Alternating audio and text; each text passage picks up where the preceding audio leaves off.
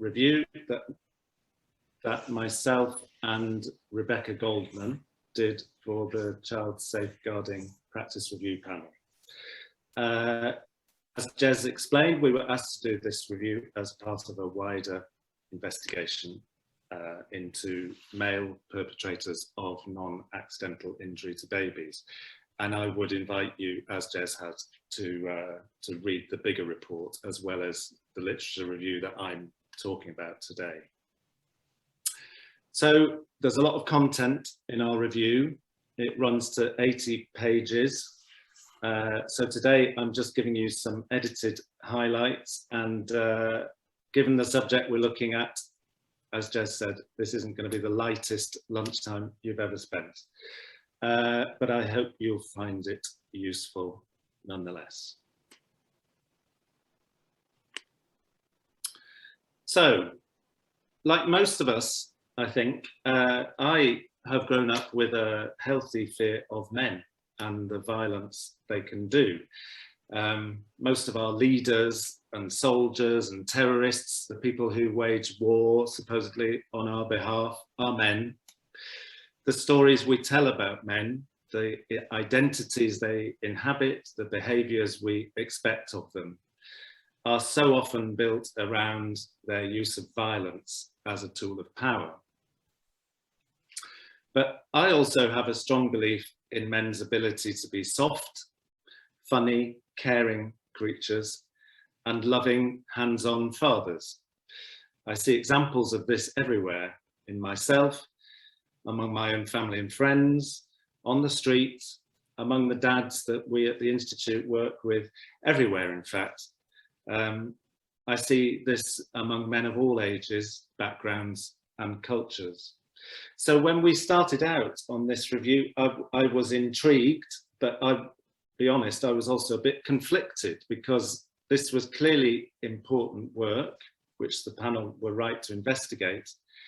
But I'll admit I was also a bit worried, because I wondered if we were about to uncover unexplored mountains of paternal violence. And I wondered how we might square that with my vision of a society that values and supports men's involvement as hands-on parents. So I'm not going to spend long talking to you about the methods of the study, and if you do want to find out more about that detail, you'll get it in the full report. But in a nutshell, what we did was what researchers call a rapid systematic review of the evidence. So not a full systematic review, but a review that used transparent methods to integrate the findings of a systematically collected body of research, both quantitative and qualitative. So one would say that it comes from the family, if you like, of systematic type reviews. As Jez explained at the start, there were actually two separate but complementary reviews. So one was looking at the incidence of and risk factors for non-accidental injury of infants by fathers and other men. And the second was about services, looking at how they prevent and respond to non-accidental injury and how their work could be improved. So we did new systematic searches of 10 bibliographic databases, which are listed here. And we also searched the Fatherhood Institute's own literature library. And our aim was to ensure that the literature reviews went beyond just the widely known studies. What we were looking for was, we wanted to include studies that related not just to the UK, but to other comparable countries. So we defined that as including European countries, the US, Canada, Australia, and New Zealand.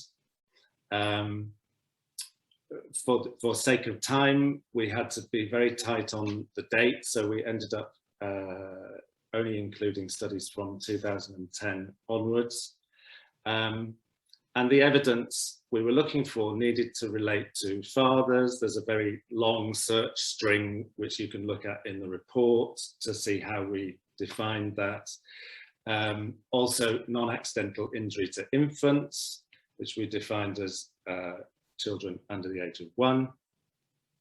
And then looking at safeguarding services and a range of universal and specialist services as listed there. You'll see when you look at the report that a big problem in this area is the lack of evidence about the specific phenomenon we were interested in, i.e. non-accidental injury to infants. And especially when looking at that specifically in terms of fathers. In the case of the risk factors review, we felt that the best approach was to present and synthesize the evidence and outline the lack of evidence. For the safeguarding services review, when I got into that, I ended up deciding that it would be of more practical use to widen the search a bit. So we loosened the infant and non-accidental injury criteria in order to pull in papers about child safeguarding more generally, especially because we felt that it was important to get a good sweep of interventions that might be useful touch points for services looking to adapt their existing ways of working or think about developing new approaches. So this is what we found. Our systematic searches threw up 512 studies. We went through all the various steps one goes through in this sort of review, and in the end we ended up including 21 studies in the risk factors review and 100 in the safeguarding services review. So I'm going to start by giving you a whistle-stop tour of the risk factors review.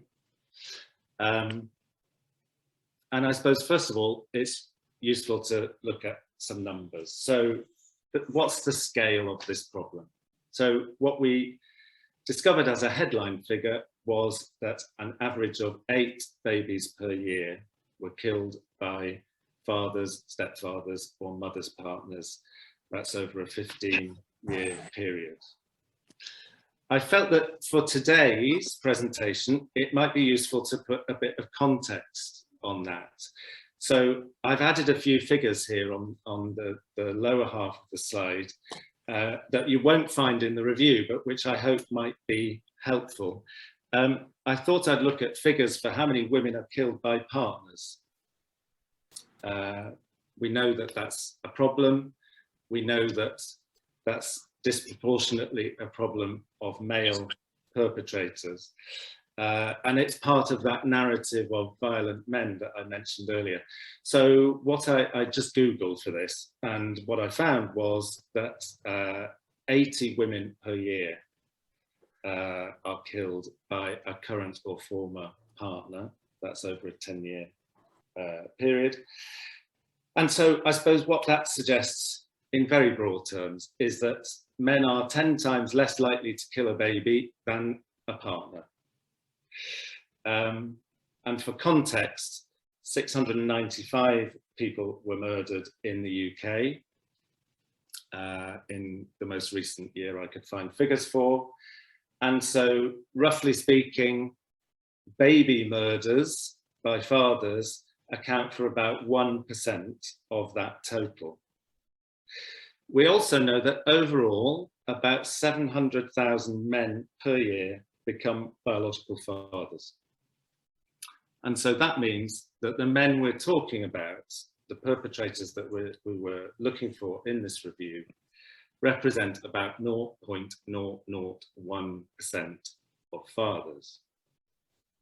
So I'm giving you those figures not to dismiss the importance of every one of these cases, but I'm giving them to you because I think perhaps it's useful to remember just how few men go down this terrible path, and also to bear in mind that if if a fear that men are fundamentally dangerous around children is what's stopping us engaging with them, then the figures suggest that that's a pretty irrational fear. Okay, so some key findings about prevalence. So there are more male perpetrators than one might expect, given the fact that men tend to be less involved as caregivers. And so in the UK in 1997 to 2006, infants were roughly twice as likely to be killed by a father as main perpetrator as by a mother. Babies killed within 24 hours of the birth, which are called neonaticides, are almost exclusively killed by biological mothers. And the evidence told us that fathers outnumber mothers for identified abusive head trauma. I'm tending to use that term. In the UK, we often use shaken baby syndrome, but AHT is a more sort of generally accepted version, so that's why I'm using that. So fathers outnumber mothers for identified cases of abusive head trauma among infants, including cases that result in death and those that don't.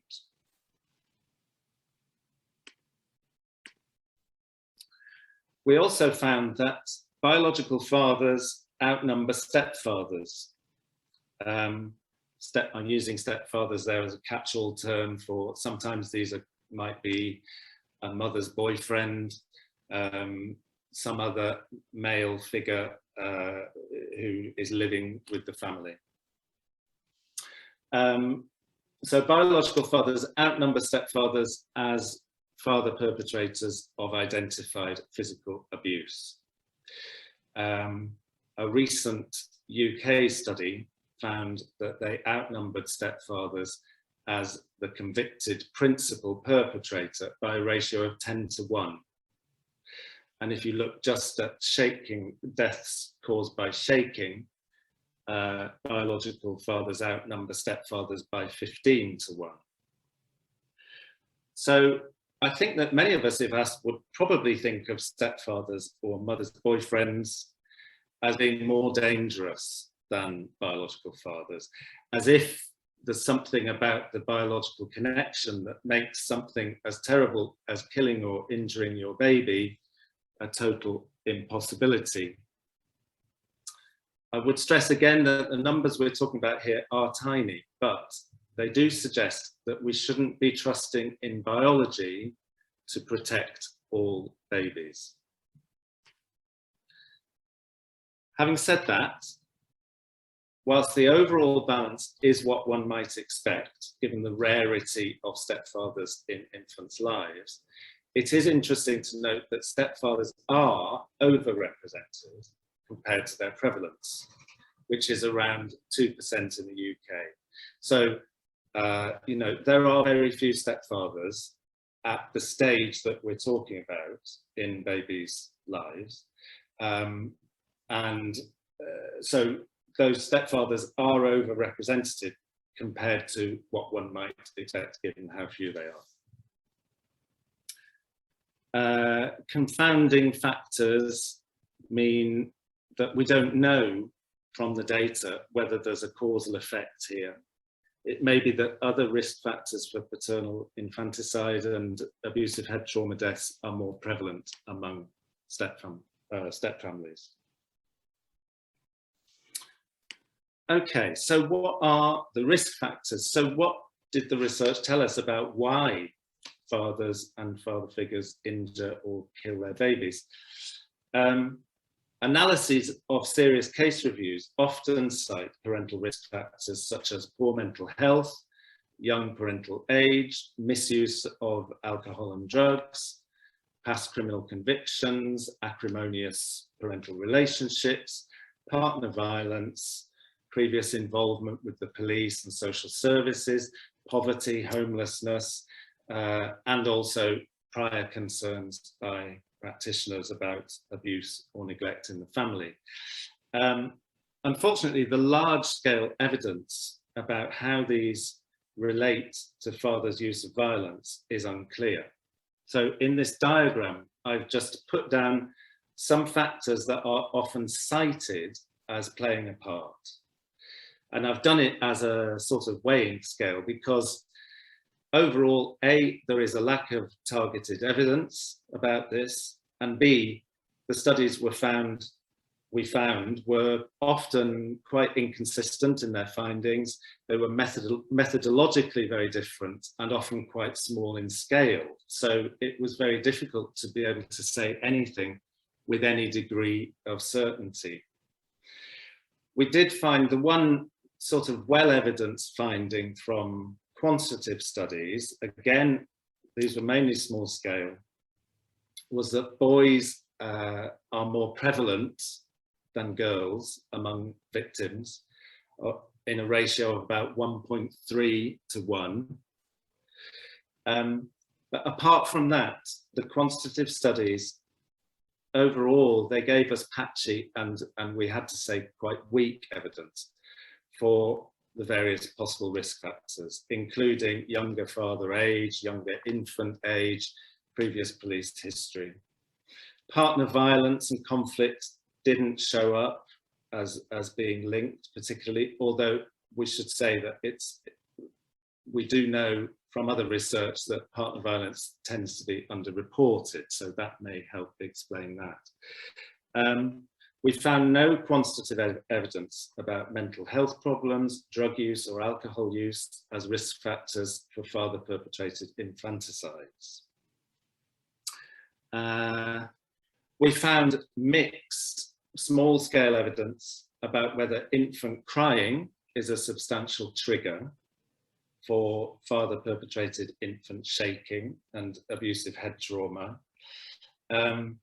Research reviews of studies published prior to 2010 give an evidence base for that, for the role of infant crying in AHT.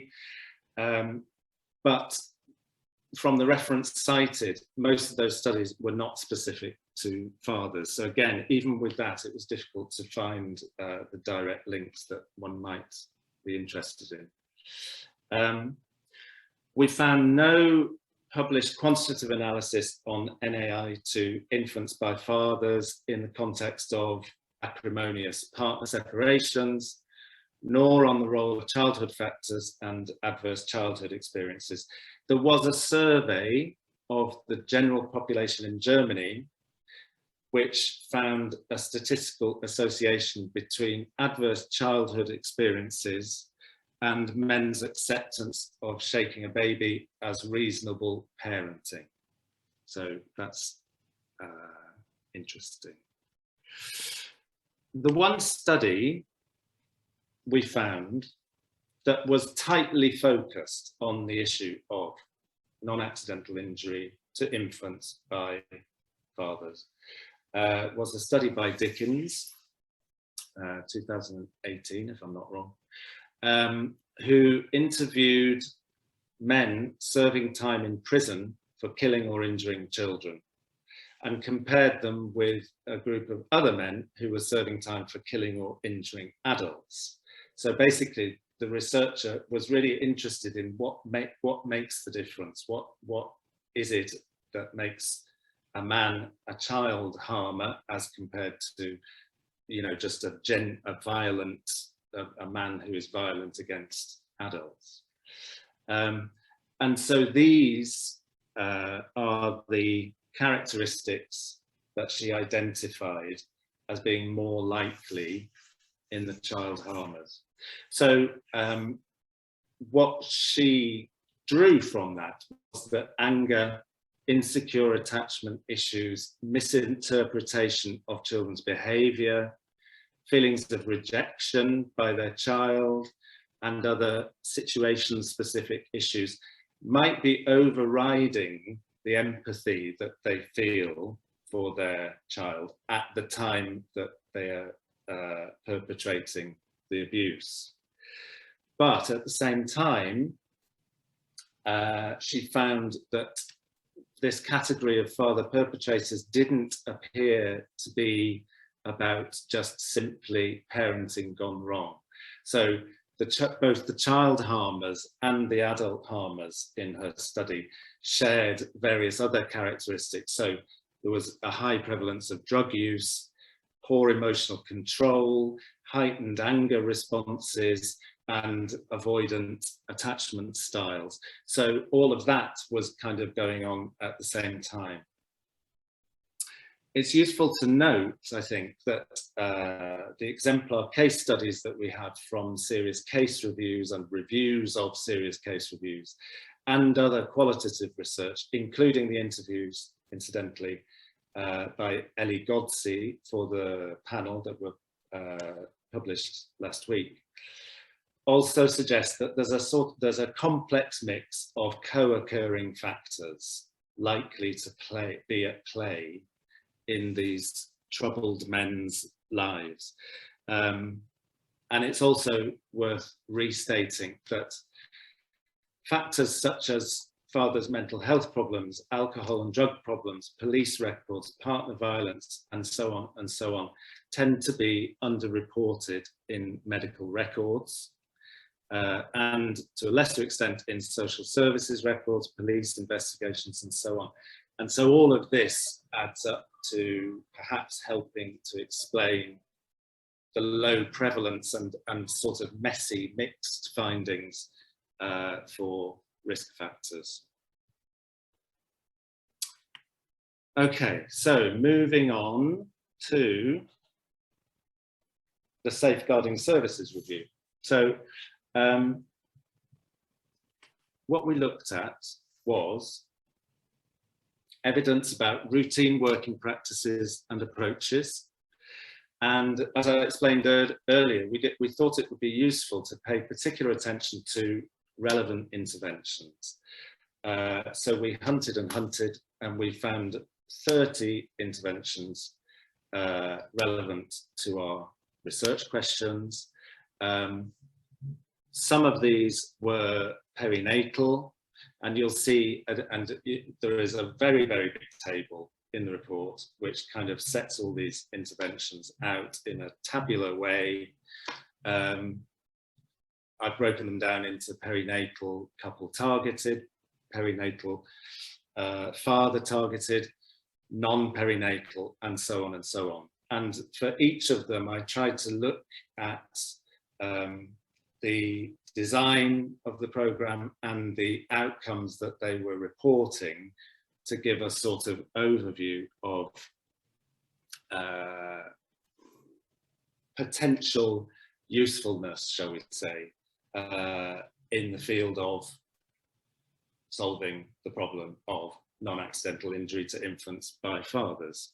So a lot of them were not explicitly focused on that, but they were in a world where that might be influenceable, if that is a word, which it probably isn't.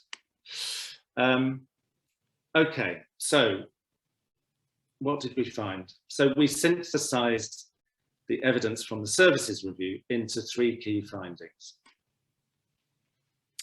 The first one was that perinatal and other universal services, including specific interventions, are not routinely engaging with or evaluating their impact on fathers. So in an important triennial review of serious case reviews published in 2016, the authors found that when they closely inspected cases of fatal physical abuse, most of which involved babies, and in half the cases they were perpetrated by fathers or father figures, what they found was that there was often, prior to the event, I'll give you the quote, pointers towards some parent or carer risks arising within a vulnerable social context that had not been recognised or followed up by preventive services. So while the tragic event had often been presented in the review, so the serious case review, as arising out of the blue, it frequently was not. Along the same lines, in our review, we found no evidence of routine engagement with fathers by maternity services, health visiting, primary care or early years, despite the fact that some NHS and professional guidelines now recognise the benefits of this. So there is a lack of systematic attention being paid to fathers, full stop. And that means that we lack the mechanisms through which we might find the 0.001% of fathers who end up killing or injuring babies.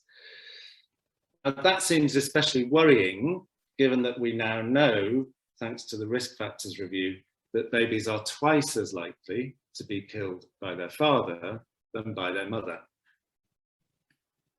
So we looked at 20 perinatal interventions. 8 of them were focused on preventing abusive head trauma. Many of these were evaluated highly by parents, but results were often not disaggregated by gender.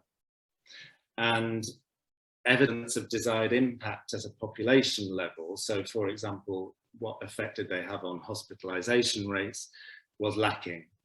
It's quite a challenge to demonstrate the effectiveness of a big national prevention program in terms of actual solid outcomes. And I think sometimes in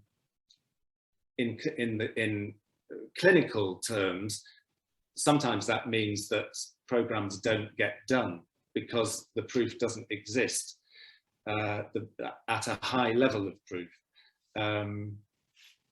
So I think that's the situation we're in with AHT programs.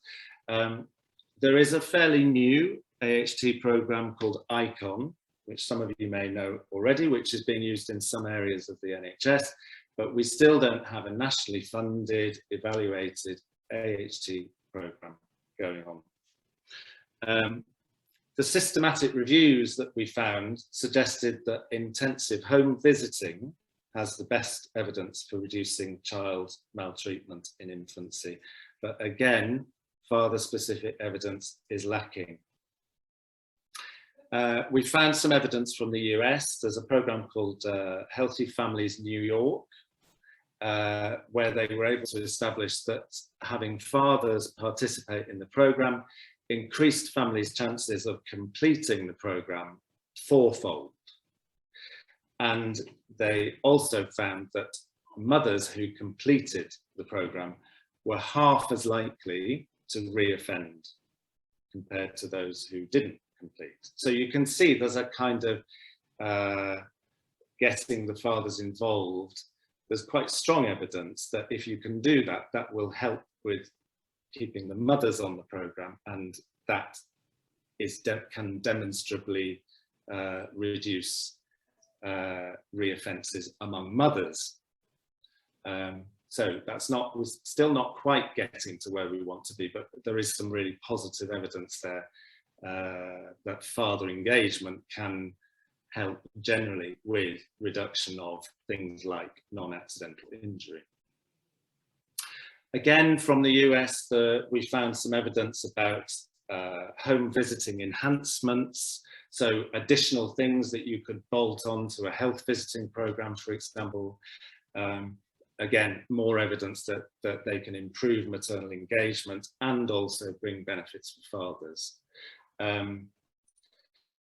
The only standalone father-only perinatal intervention we found in the UK was our own. In fact, Hit the Ground Crawling, which is a very simple program, which does include a short section on abusive head trauma. And so, yeah, that ended up being a little plug for us. Okay, finding 2. So, I mean, this is a big one. Child protective services tend to ignore or underestimate the value of working with fathers to protect infants. This is something we've known about for a long time, and it's a tough nut to crack. So way back in 2011, there was a study of 45 serious case reviews where a child had died or been seriously injured, and where a father or father figure was implicated. And that study found no clear evidence in any of the summary reports of the father or father figure having been engaged by agencies in a way that was directed at his risk to the child. And in 3 cases, in fact, the child's birth father, who was no longer living with the child, had raised concerns with children's services, and those concerns had not been adequately responded to. In our review, we found 8 subsequent studies ranging across the whole decade from 2010 to 2020, which provided detailed data about Child Protection Services' approach to engaging with, assessing and intervening with fathers and father figures in cases of infant injury and death, and audits of practice and studies exploring responses to men already known to be violent.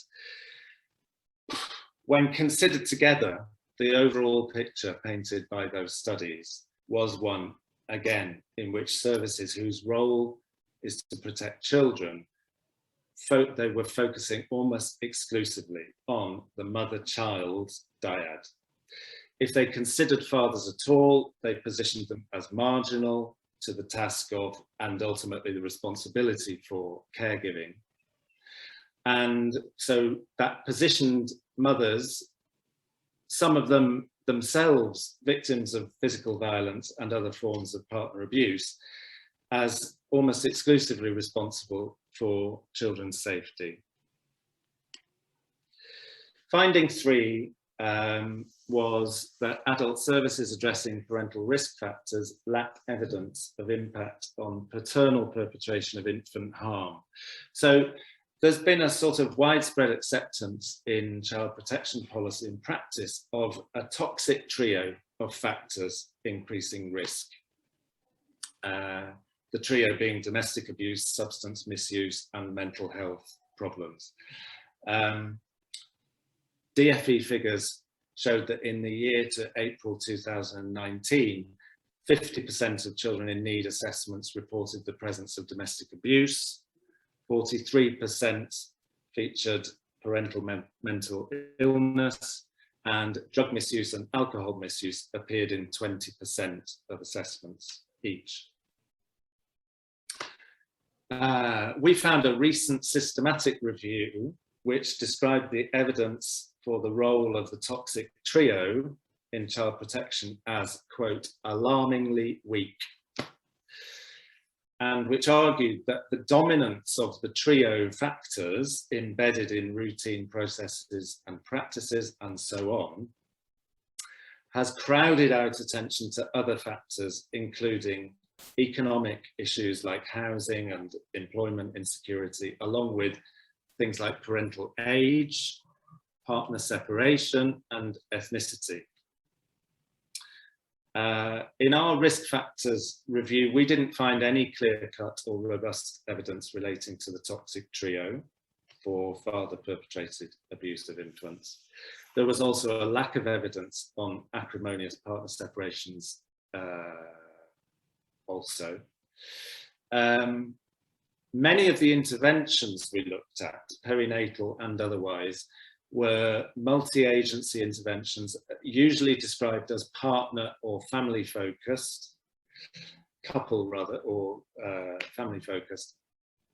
But in fact, they were targeted or centered on supporting mothers. And we found a general lack of attention to fathers in the program design, the delivery, and the evaluations.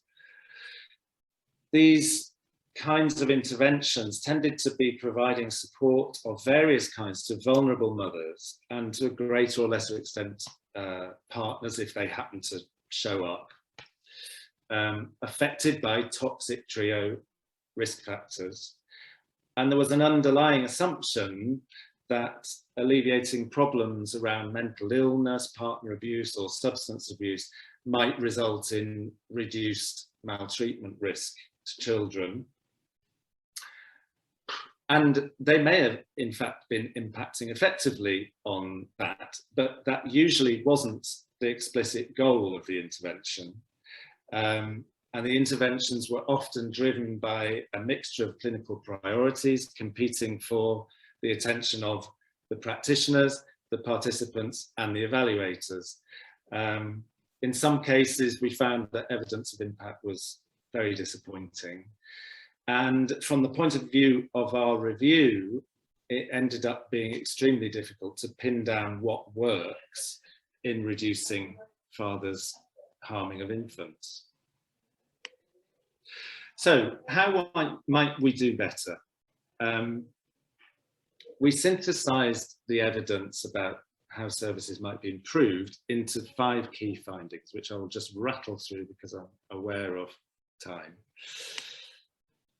The first one is that we could make father engagement by universal services more routine, more systematic, more expected, in order to support all men's caregiving, which would then maximize the chances of us being able to spot the ones who are struggling and thus protect the babies. Men who are struggling may need additional support, but even if we started with just some well-designed information and signposting, that may be better than nothing. Of course, some will need a referral. We could tighten the focus on infants and protecting them and building father inclusion into our interventions and evaluations. This may involve redesigning your working practices, your systems, and the research you do in order to be able to better measure the specific impact on child maltreatment outcomes, including NAI to infants, and crucially, disaggregate it by gender.